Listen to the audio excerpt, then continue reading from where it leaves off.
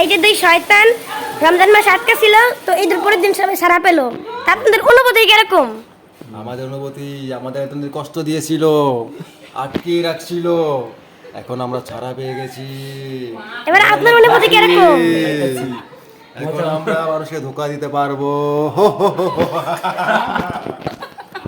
যারা নামাজ পড়বে তাদেরকে আমরা ধোকা দেব, যারা ভালোভাবে সাজা থাকবে, যারা ঘুষ নেবে না তাদের ঘুষ দিব, তাদেরকে আমরা সুদ খাওয়াবো, তাদেরকে আমরা চারটা ধরবো, তাদেরকে আমরা আমরা এতদিন আটকা ছিলাম রমজান মাসে, এখন আমরা মুক্ত হয়ে গেছি, এখন আমরা ছাড়া পেয়ে গেছি। এখন আমরা ছাড়া পেয়ে গেছি, এখন আমরা মানুষকে ধোকা দিতে পারবো।